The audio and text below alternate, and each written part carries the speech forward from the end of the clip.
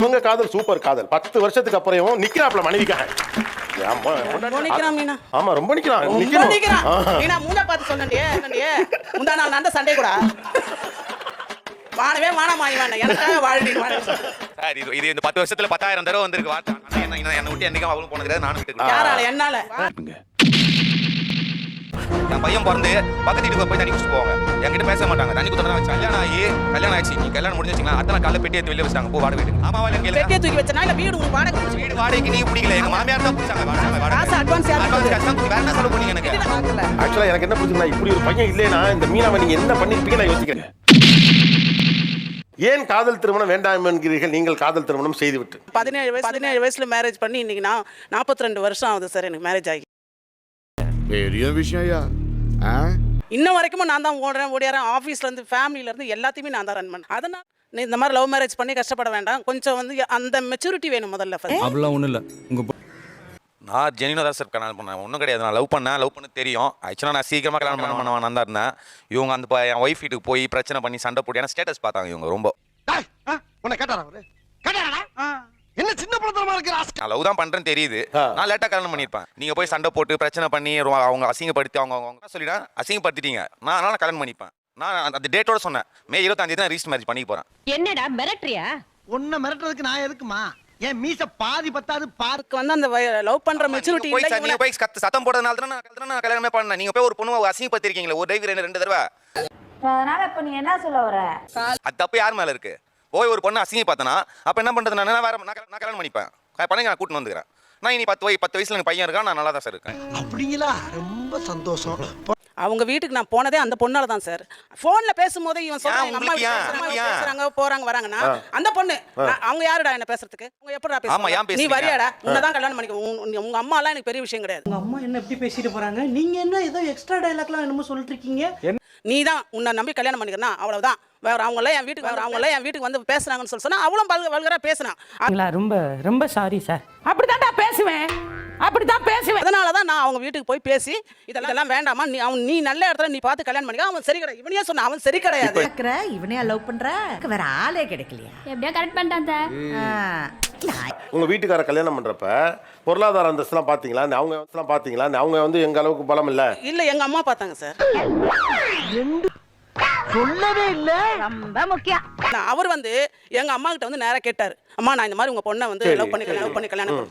எங்க அம்மா என்ன பண்ணிட்டாங்க? எங்க அம்மா வீடு ஓன் ஹவுஸ். அவர் ரெண்டுக்கு எதிர்க்க இருக்காரு. இங்க இருந்து ஓடி போய் அவரை அடிச்சு அவங்க அப்பா இருக்காரு அவங்க தம்பி உங்க அம்மா பண்ண ரேஞ்சுக்கு பார்த்தா நீங்க பண்ணது சாதாரணங்கிறீங்க. பெரிய குடும்பம்டா ராஜ குடும்பம். என்னைய பெரிய பிரமாதம். 3 மாசம் லவ்ல பரிதாபத்துல எங்க அம்மா அடிச்சிட்டாங்க பாருங்க. அது தப்பு. ஒரு தாய் இல்லாத உங்களுக்கு நடந்ததே நீங்க உங்க பிள்ளைக்கு ஏன் பண்ணீங்க? சாபாஷ். சரியான கேள்வி. இல்ல அது சாதாரண. அப்படியே அவங்க அம்மா மாதிரி தான் பண்ணாங்க சார். அவங்க அம்மா அப்பா என்ன பண்ணாங்களோ அதே இவங்க இப்ப பண்ணாங்க. எங்க அம்மா அடிச்சதுனால அந்த பரிதாபத்துல கல்யாணம் பண்ணினேன் சார் நானு. அடங்கொக்காலவலி. இது உனக்கு ஒரு பெருமையாடா? அப்படி அதுக்கு முன்னாடியே உன்னை சிங்கப்பூருக்கு அனுப்பலையா? அம்மா அதான் எதுக்கு அனுப்பிச்சீங்க? பிச்சை வைக்கிறதா? சரி நான் என்ன கேக்குறேன், எதுக்கு இவங்க 2 பேரும் பிரிக்கணும்னு பாத்தீங்க? சிங்கப்பூருக்கு அனுப்பி வச்சீங்க. அதாவது ரசாயன கெமிக்கல் என்னப்பா அது பெரிய தொல்லை. கால வராதப்பா. பிரிக்கணும்னு சொல்லல சார். இவனுக்கு வந்து எதலையுமே கான்சென்ட்ரேஷன் இல்ல சார். மல்டிமீடியா படிச்சான். அது பாதியில எல்லாத்துலயுமே பாதி அரகுற எதனா ஒரு வேலை இருக்கணும். ஏதாவது ஒரு பொண்ணை கல்யாணம் பண்றேன்னா சார் நாங்க பொழப்போம். ஓ பிரியாணி கடையில அவன டவரா கலவரத்துக்கு போடு. அப்ப அது நீங்க என்ன நினைச்சிருக்கீங்க நான் சொல்றேன் கரெக்டான்னு சொல்லுங்க. இவரை சிங்கப்பூருக்கு அனுப்பி நல்ல ஆளாக்கி சம்பாதிச்ச பிறகு அந்த பொண்ணுக்கு கட்டி கொடுக்கலாம்னு நினைச்சீங்க. ஆமா. சரி. இதுக்கு பேர் தான் நக்கல் சிரிப்பு. அதாவது எவ்வளவு நல்லவங்க நீங்க. அப்ப மெச்சூரிட்டி வந்துரும்ல சார் அந்த பொண்ணு. ஓ நீ அப்படி வரியா? அந்த பொண்ணுங்க வந்துடும் சார். அப்படியே நீங்க சொல்றதாட்டே அப்படி 5 வருஷம் போய் 2 வருஷமா சிங்கப்பூர்ல போயிட்டு வந்ததுக்கு அப்புறம் அதுக்குள்ளார அந்த பொண்ணை வேற கல்யாணம் பண்ணிட்டா. அடேங்கப்பா பயங்கரமான அம்மாவா இருப்பாங்க போல இருக்கு. இவ்வளவு நல்ல இடமா பார்த்து கல்யாணம் பண்ணா அதான் ஐடியா. நல்ல இடங்கிறது அப்ப என்ன? பேரண்ட்ஸ் நினைக்கிறது அப்படி இருக்கலாம்ல. அதான் நான் என்ன சொல்றேன், நல்ல இடங்கிறது என்ன நீங்க சொல்றது? அது இல்ல வந்து ஆத்தர் தடக்கனால நல்ல எஜுகேஷன் இருக்கணும், நல்ல நாலேஜ் இருக்கணும், ஃபேமிலில ஒரு ரெஸ்பான்ஸோட வேற எதுவும் பணம் பாக்கலாம் வேணாம் சார். இருக்கிறது போதும். அவங்க 2 பேரும் படிச்சு சம்பாதிச்சு அவங்களுக்குன்னு ஒரு பேக்ரவுண்ட் வச்சுக்கிட்டு 2 குழந்தைங்களை மெயின்டைன் பண்ற அளவுக்கு இருந்தால் போதும். யாரு எவ்வளவு பெரிய தத்துவத்தை நசுக்கி சுருக்கமா சொல்லிட்டியா அப்படிதான் மெயின்டைன் பண்ணிட்டு இருக்கோம். 2 குழந்தை ஸ்கூல்ல தான் படிக்க வச்சிட்டு இருக்கேன். அதுக்கு யார் பின்னாடி இருந்து செய்ய? இப்போ உங்களுக்கு ரெஸ்பெக்ட் சொன்ன உடனே ஜகா வாங்குற பாத்தியா? இப்போ உங்களுக்கு ரெஸ்பெக்ட் கொடுக்கவே இல்லை. உங்களுக்கு அவளுக்கு பிடிக்கவே பிடிக்காது. ஸ்டார்டிங்ல 2 வருஷம் வரைக்கும் என் குழந்தைய கூட தூக்கல சரி. உங்க அந்த கொடுமையை கொஞ்சம் நீங்களே கேளுங்களேன். கல்யாணம் ஆச்சு, நீ கல்யாணம் முடிஞ்சிச்சிங்களா? அத்தனை நாள் காலைல பெட்டி எடுத்து வெளியே வச்சிட்டாங்க, போ வாடகை வீட்டுக்குன்னு. கல்யாணம் அத்தனை நாள். ஆமாவா இல்லைன்னு கேளுங்க. பெட்டியை தூக்கி வச்சனா இல்ல வீடு உனக்கு வாடகை பிடிச்சி? வீடு வாடகைக்கு நீ பிடிக்கல, எங்க மாமியார் தான் பிடிச்சாங்க வாடகை. வேலையத்தா மாமியா மருமையனா மடியில ஓட்டு தாளாட்டுனாலாம். காசு அட்வான்ஸ் யார் கொடுத்தது? காசு தான் குத்தி வேற என்ன செலவு பண்ணீங்க எனக்கு? நீங்க எப்படின்னா ஊரு குறை சொல்லாத அளவுக்கு விவரமாவும் இருக்கீங்க. உனக்கு உண்மை தெரிஞ்சு போச்சு, உன்னை விடக்கூடாது. இன்னொரு பாயாசத்தை போட்டுற வேண்டியது. அட்வான்ஸ் காசு கொடுத்து வச்சுட்டீங்க, குழந்தைய கையில வாங்கிட்டீங்க, தண்ணியை ஊத்திட்டீங்க, தேன் தொட்டு வச்சுட்டு இந்த கணக்கு சொல்றதுக்கான விஷயத்தெல்லாம் பண்ணிட்டீங்க. ஐயோ என்ன நானே போட்டு கொடுத்துட்டேனே. அந்த மருமகளுக்கு நீங்க கூட நின்றுக்க வேண்டிய காலகட்டங்கள் இது. அந்த பொண்ணோட பேரு காலம், அவங்க சிரமப்படுற காலகட்டம். ஒரே மாசத்துல வந்துட்டாங்களே அம்மா வீட்ல இருந்து. சீமந்தம் பண்ணனே அவளை கூப்பிட்டு அவளை எல்லாம் பண்ணதா சொல்லி காட்டுறீங்க. எல்லாம் அவன் செய்யலன்றானே சார். அவளுக்கு தெரியல சார். உங்க ஒய்ஃப் எங்க பேர் என்ன? பேர் என்ன? மீனாட்சி. மீனாட்சி, மீனாட்சி மேடைக்கு வாமா. என்ன தேடுறாங்க? இதான் இங்க இருக்க சிம்பிள் தான்.